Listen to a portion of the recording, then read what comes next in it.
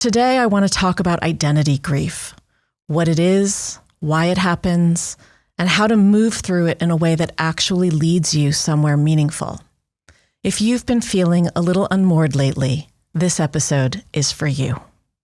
Somewhere in the last few years, maybe after your last kid became a senior in high school or when they just left for college, or after you quietly quit the marriage or went through the divorce, or after you got bored in your job or laid off, or perhaps after a diagnosis, or after your mother or partner died, you looked around and thought, I don't know who I am anymore.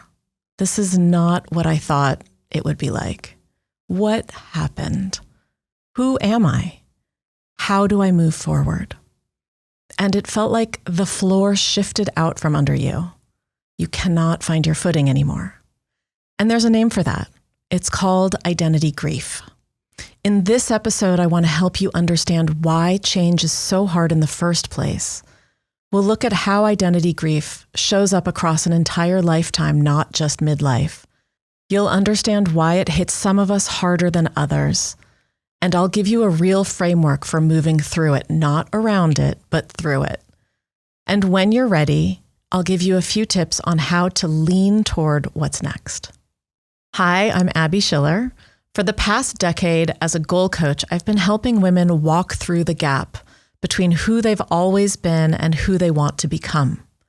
Last year, I also became a certified death doula because of my own experiences around loss ever since I was young, and also to help my clients process all the grief that is inherent to change that they are wanting.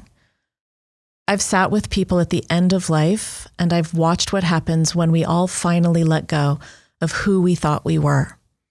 And I've seen and experienced what happens when we choose to honor this emotional rite of passage and learn how to face forward.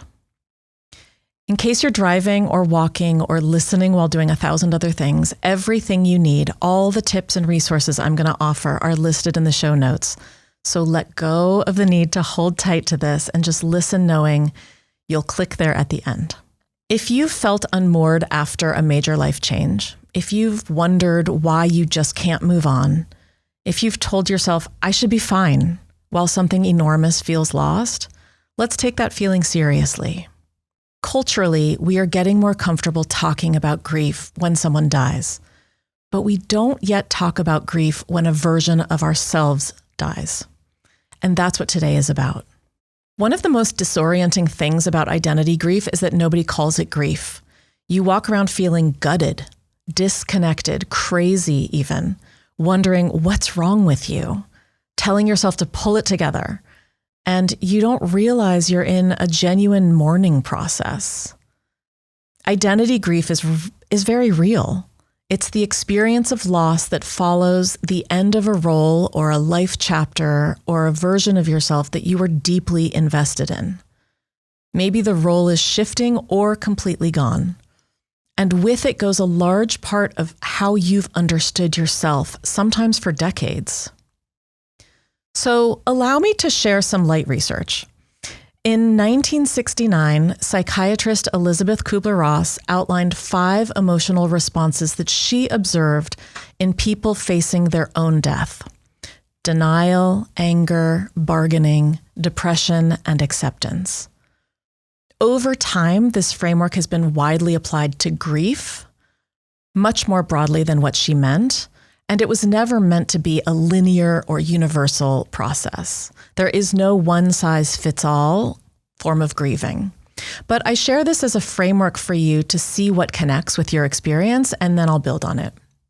So let me quickly walk through each step applied to identity loss. Denial. You might be thinking, this isn't really that big of a deal. I'm fine. I just need to stay busy. Or you might be putting off thinking or processing the reality that is encroaching. Like, I'll feel all the feelings after I drop the kid off at college, but not now. This is a protective coping skill. Anger. Anger at the role for consuming so much, at culture for demanding it, at yourself for not seeing it sooner. You may find yourself distancing from people. You might be fighting more. Anger and grief is information. It's also one of the most suppressed emotions in women, so let that be data. One of my most common personal symptoms of grief is grumpiness. It took me years to figure this out. I'm usually a very positive person, but when I get really grumpy, I have to ask myself if I feel like my agency feels like it's been taken away. Like, do I have control over what's happening? And if no, and I'm grumpy about it, I am likely grieving something. So chronic complaining can be sometimes a signal that we feel a lack of agency or don't yet see a way forward. And I remember years ago after my dad died saying, I don't want to go to his funeral. I don't want any of this. I don't want this day to even happen at all. And I know now that that was grief showing up as anger and grumpiness, and completely understandably. For identity grief, it might show up as resentment, annoyance, frustration, which of course are all different forms of pain. Bargaining. This stage might sound like, if I keep volunteering at the school, I can hold on to the mom identity. If I network harder, I'm still a professional. This is the mind's attempt to negotiate with a reality that it hasn't accepted yet. Depression, the flat, heavy, dark, and purposeless feeling when the loss feels fully present. This is not clinical depression, though it can tip there. This is the grief doing its work. The weight is proportional to the investment. And acceptance. This is the most commonly misunderstood stage. It's not happiness, and it's definitely not getting over it. It's the acknowledgement that this happened or is happening. Two grief experts that I admire have added something essential on top of this. In January 2025, I was evacuated from my home during the Palisades fires. In the middle of all of that, as someone who turns to service in crisis, I recorded my first Goop podcast with my friend Claire Bidwell-Smith, a grief therapist and author of Anxiety, the Missing Stage of Grief. Claire proposes that anxiety can function like a stage of grief. The hypervigilance, the something is wrong but I can't name it, the nervousness about the future. That's what unnamed loss looks like in the nervous system. For identity grief, where so many women haven't been able to call it grief at all, anxiety is often the first symptom. And David Kessler, who co-authored On Grief and Grieving with Kubler-Ross, and later wrote Finding Meaning, the sixth stage of grief, added a stage beyond acceptance, meaning. Moving through grief isn't just about surviving it. It's about eventually making sense of it in a way that lets you carry it forward. Meaning is a pivotal part of my work as a coach as well, and we'll come back to that. But I just want to emphasize that these stages are not a checklist. They are not linear. You will not move through them in order and come out finished on the other side. You may hit depression and then circle back to anger and then briefly touch acceptance before bargaining shows up again. Grief is messy. It's human. It's brutal. And sometimes it's beautiful, and it's a process. What's also important to say for women in midlife, we have the added complication of figuring out which symptoms are from identity grief and which are from perimenopause, which, by the way, can also trigger its form of identity grief. It's a lot. The two can look nearly identical from the inside. Here's what I know. When we can't name what we're feeling, we can't grieve it. And when we can't grieve it, we stay stuck. We skip it, rush through it, push it aside, distract ourselves, minimize it, numb ourselves, shame ourselves to avoid just feeling it. You might recognize this as, I should be fine, or other people have it so much worse. When we do that, the grief follows us into everything we do, lurking under the surface, creating a dull, unsettling feeling of unhappiness. People come to me when they're so deep in it. Often they've avoided processing a form of loss. They've developed numbing or avoiding habits like overworking or overhelping or over anything to cope with the discomfort of the initial loss. They're unhappy with a life that looks great on paper, but feels like they've lost the plot. So before we go deeper into identity grief, I want to talk about change, because identity grief lives inside change, and change itself is hard in ways that have nothing to do with weakness or being stuck. It's actually just neurological. The human brain is wired for familiarity. Our brains are designed to scan for threat, to prefer the known, to stay within what feels safe. Uncertainty registers as risk. Change, even chosen change, even good change, activates the same stress response as danger, because to the nervous system, the unknown and the unsafe feel identical. This brain design kept our ancestors alive, but it also means that every major life transition, regardless of whether you wanted it, will produce a version of resistance, fear, and grief. This is your brain doing exactly what it was built to do.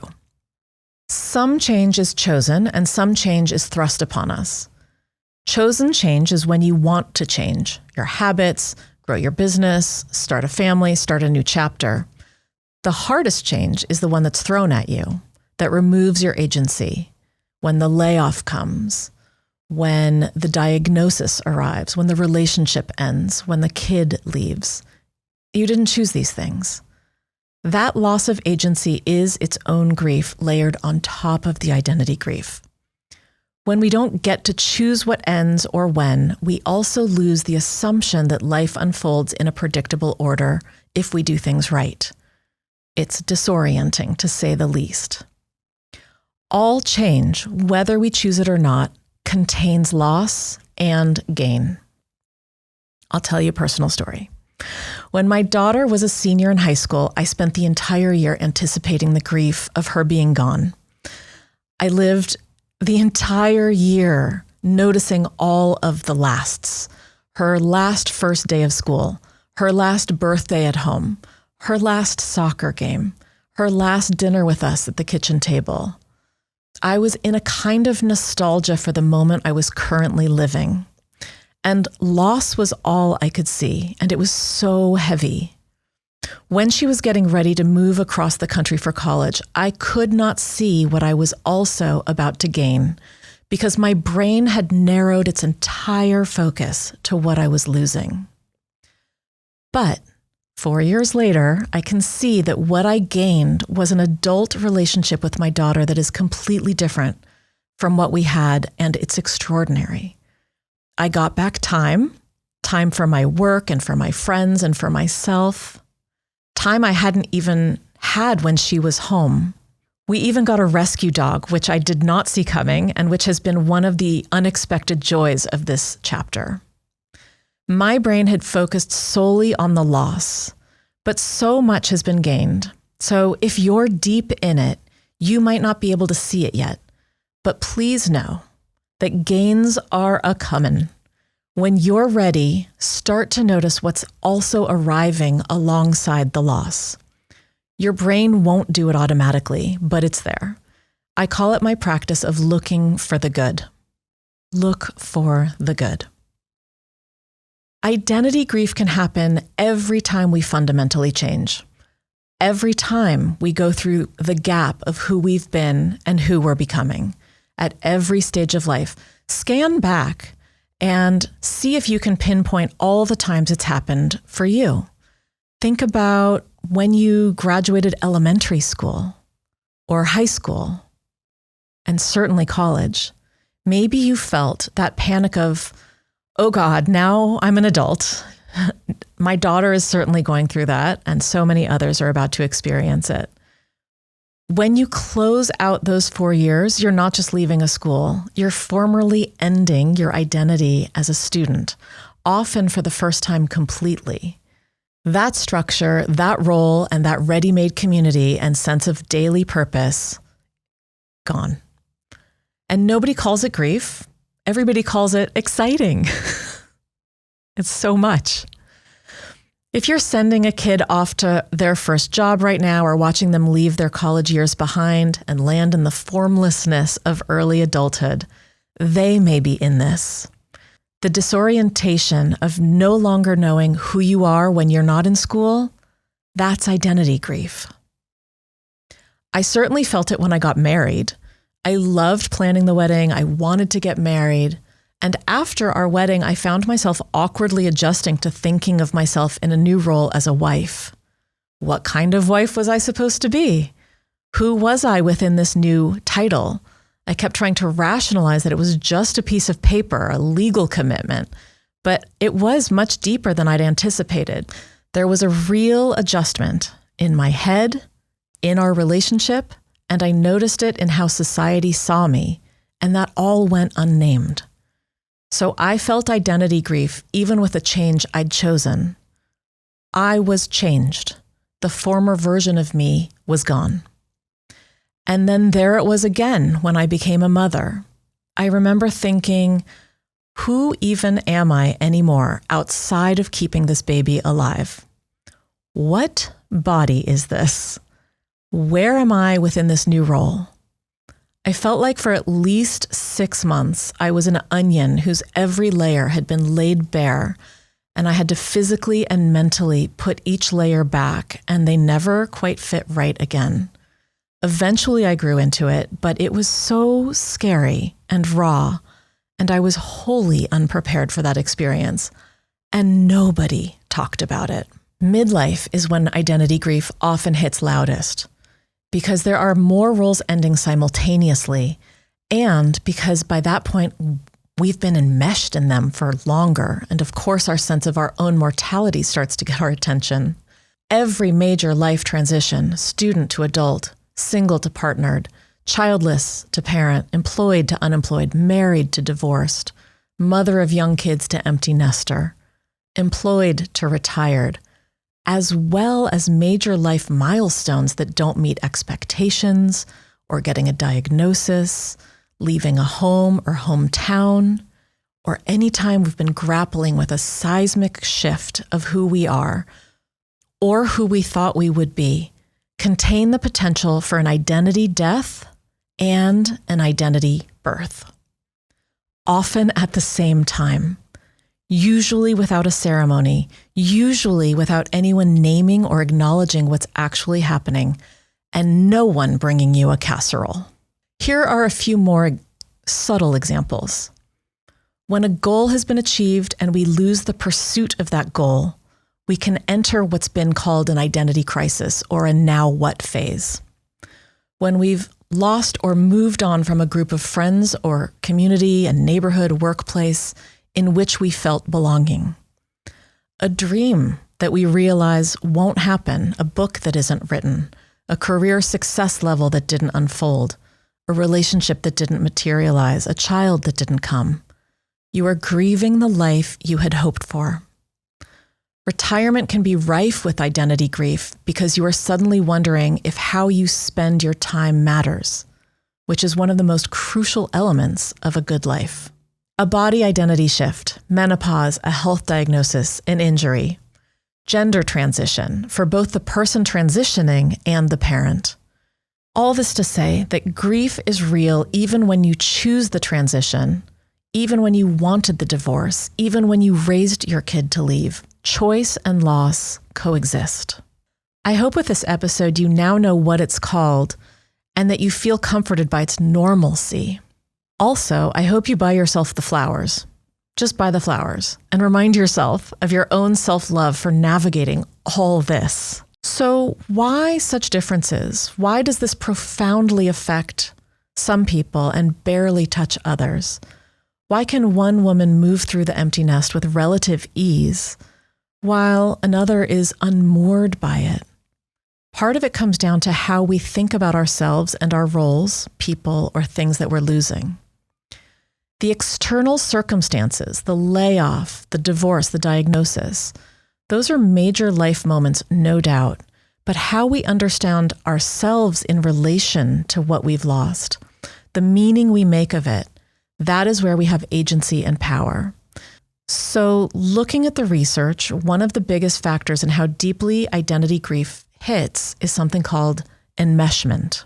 Enmeshment is when our sense of self becomes overly entwined with a person or a role or a relationship, and the boundaries between them become blurred. When we think we are the role versus being in the role, our identities become enmeshed.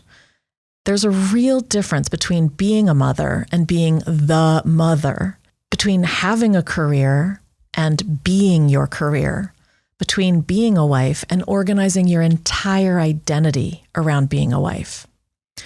Research indicates a strong correlation between identity enmeshment in a role and intense identity grief when that role is lost, which makes sense. Because when the role shifts or goes away, people experience a loss of self, severe identity confusion, and anxiety. Their external source of validation and meaning is gone. Now, this is not to blame a caring parent who has devoted her life to her children. This is to explain why it's so painful and disorienting. Women are socialized to build identity through relational roles: caregiver, partner, mother, supporter, fixer, helper. The culture praises this merger. We hear, "She lives for her work," or "She's so devoted." We are often not taught to maintain a separate self, to protect a core self beneath the role, to find worth by just existing as humans, rather than in relation to what we're giving away. So many of us don't build that sense of belonging to ourselves, that identity separate from how we serve. And when the role ends, the self that was beneath it turns out to have gone very quiet. One more thing about enmeshment to mention. When a long role ends, work, human, whatever, we don't just grieve the loss of the other person, role, or work that we lost. We grieve ourselves, the version of ourselves that we lost inside it. A woman who's been in a 20-year marriage didn't just lose a partner. She lost the person she used to be before that partnership. Her opinions, habits, preferences, sense of what she wants, all of it shaped within that relationship over years. When it ends, the work is not just to mourn the split, it's to find her way back to herself. The irony, the very quality that made you extraordinary in those roles, your total commitment, your capacity to give, to love, to sacrifice, is exactly what makes the ending feel like annihilation. The more you gave, the more you cared, the more you lost yourself in it, the harder it lands. So what do we do with all of this? How do we move forward? Beyond just validating the grief and feeling it, and I do walk you through that process step by step in my first podcast for Goop called Processing the Emotions of Loss, and we'll link it in the show notes. People always want to know what to do. How do we navigate the challenges of building back to ourselves? Here's what I've learned from years of coaching women through major transitions and from sitting with people at the end of life. Grief is not a phase to get through. It's a practice to move through. A phase implies an endpoint. A practice implies something you return to, tend to, and eventually get stronger at or more familiar with. And here's the framing to think about. Moving forward from identity grief requires a shift in thinking and feeling, from loss-oriented coping, where you're focused on the pain and the past, to restoration-oriented coping, where you're building a new sense of self. Both modes are necessary, but eventually, when you're ready, you will move from what was and start being more comfortable with what is, and then building what's next. I'll walk you through this with the acknowledgement that when a role has been so central to who you are, sometimes losing it feels like an amputation of the self. You don't just move on from an amputation. You learn how to navigate it differently. You might, in time, discover new strengths. you get to surprise yourself. Here's how. Tool 1, give yourself a full understanding of it. Everything starts with awareness. And because this type of grief is often invisible to others, and because perhaps it was to you too, start by acknowledging it. You want to center yourself. I always like to put my hand on my chest and take a few deep breaths, be still. Start there. It might be helpful for you to say it out loud or in a journal or to a friend or a therapist or a coach. Say something like, I am grieving the version of myself who was a mother as I knew it. I am grieving my career identity. I am grieving the relationship I thought I had. Say it without any shame, the same way you'd name a word on a page. Name it without justifying it, without minimizing it, without I should get over it, or but I know I'm so lucky. Just, this is loss. I am feeling it. This is a form of grief. Then acknowledge the loss and normalize your lost feeling. Process all the pieces of the grief, the confusion, the anger, the relief, the shame. Let it be messy. Whatever is bubbling up for you. Each feeling is like a different vibration in your body, and each is likely tied to a thought in your head. See if you can identify those thoughts. What do I do next is the thought that leads to the feeling of confusion. How did I not see this coming and prepare more is the thought that might lead to shame. That job was not what I wanted anyway, and I never would have left it myself, might lead to the feeling of relief. Thought to feeling. If you want to feel better, you have to at some point give yourself explicit permission to mourn the version of yourself that's gone, not just the job or the marriage, but the version of you that existed within it. And you can do this by ritual, by thought work, by somatic practices, meditation, in conversation with somebody supportive, whatever works and feels meaningful. I always like to give people new helpful thoughts to help them mourn, process. Thoughts help us change. So here are a few that you might consider. This is hard, and that's okay. It won't always feel this way. I'm capable of feeling this. You might want to ask, what do I need right now? You could say, this feeling means that I care deeply. You could ask, what can I do and what is outside of my control? Or am I ready to move on from this? That last one is a question worth sitting with. Curiosity is the power of a good question. If the answer starts to feel like yes, you're ready to move on, you're ready for the next step. So tool number 2, set new goals. One of the first actions I want you to consider when you're ready for change is to set new goals. I'm a goal coach, so of course goal setting is going to be part of my answer for how to move forward, but also goals are how we think about what's possible in the future. They provide hope and a roadmap of possibility for our lives. It may be hard to imagine what's next when you're deep in loss, but I promise you, many things are possible, and holding hope for them is brave and important. Start small if you want. I want to make a new friend by summer. I want to run a 5K by the holidays. I want to travel somewhere new by myself. I want to get my resume up to speed. I want to plant flowers and strawberries. Or go big, write that book, start that company, check off that bucket list item. But brainstorm things you want in your life. Knowing what you want and writing it down is always the starting place for what's next. It orients you forward and renews your sense of purpose.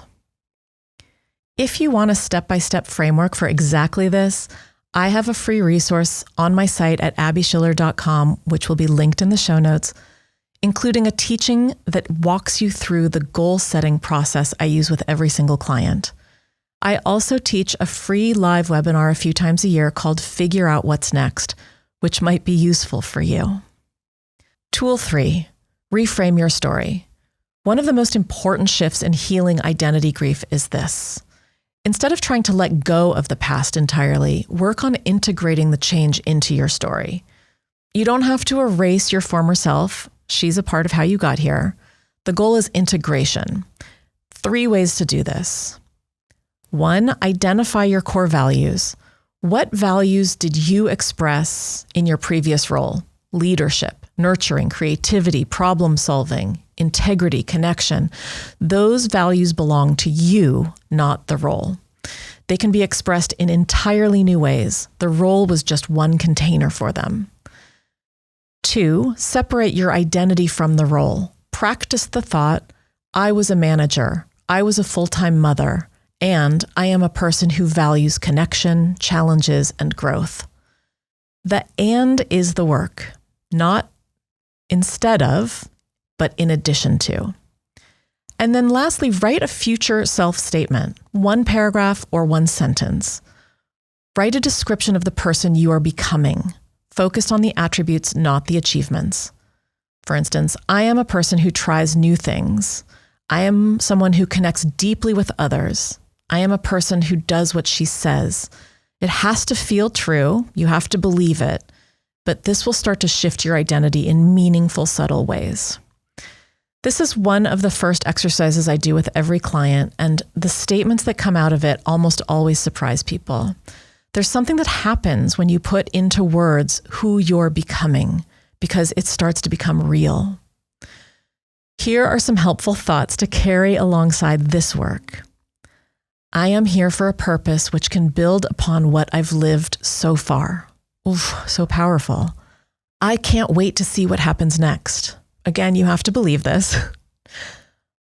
I'm here to serve and I'm open to all the ways of what that means. All of the experiences I've gathered in my life can carry me into what's next. Or, I don't know what's next yet, and that's okay for now. Try one of those, see which works. And then tool number 4, diversify your self portfolio. To start building the new self now, learn new things. Begin by adding small, low-stakes component to your life that have nothing to do with your previous role. Think of this as building a self portfolio. The more diversified it is, the more resilient you are when any one piece of it shifts. And these don't have to cost money or take much time. Even a 20-minute walk with someone new or a free online community counts. But pursue micro interests. Say yes to something that sparks you. Take a class. Read a new genre of book. Pursue first steps into learning AI. Sign up for a volunteer shift. Brave a trail you've never hiked. Curiosity and learning is the first language of the new self forming. Follow it and take new action. Build new social anchors. Seek out communities where you're not known by your old title. A pottery class where nobody knows you're a former VP. A running group where nobody knows you're an empty nester. Let yourself and others discover who you are. And resist overcompensating.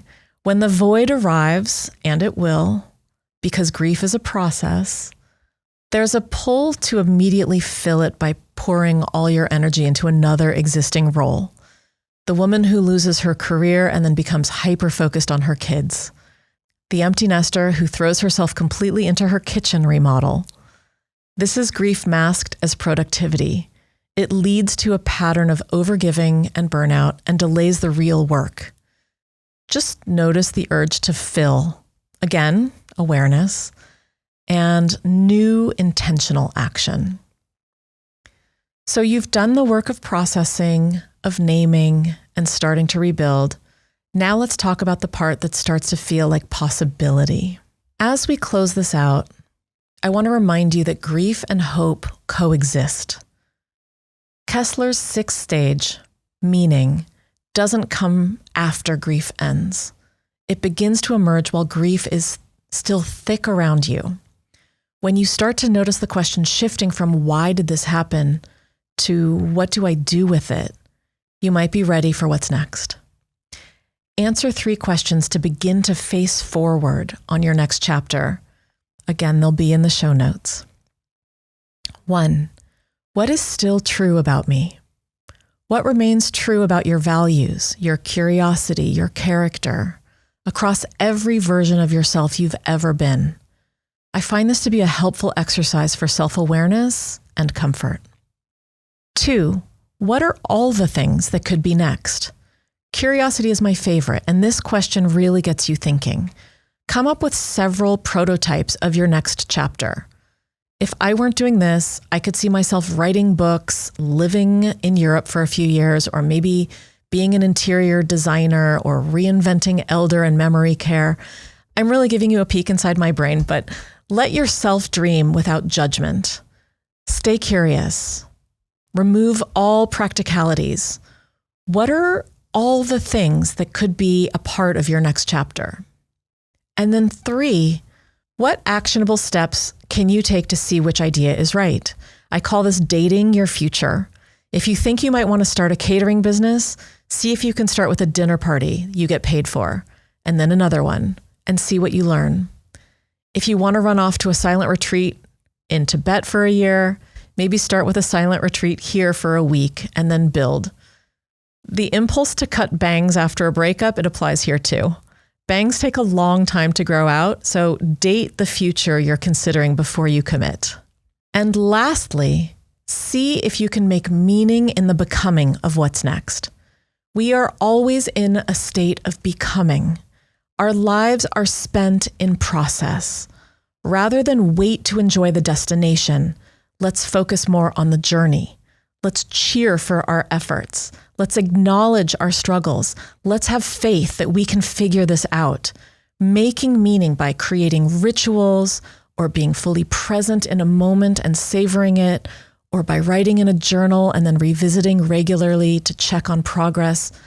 These will all help you enjoy and find purpose in the becoming. Your next chapter doesn't need to be all figured out right now. You just want to eventually get yourself on the right trajectory. Your ideas for your next chapter also don't need to make sense to anyone else.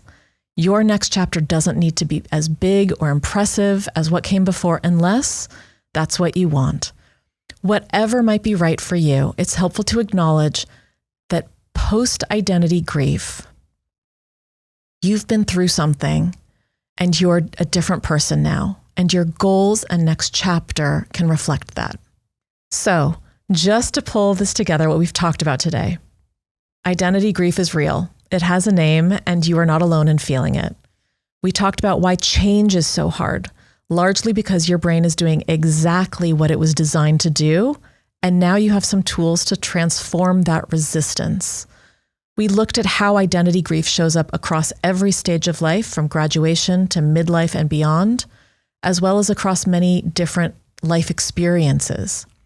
We explored how enmeshment deepens the grief, and how the very thing that made you extraordinary in your roles is what makes their ending feel so profound. We walked through the grief stages so that you have a map, but not a schedule. And we worked through the tools for naming it, processing it, reframing your story, diversifying your sense of self, and beginning to face what's next and make meaning in the meantime. Grief and hope coexist. You don't have to be finished grieving to start becoming. Both can happen.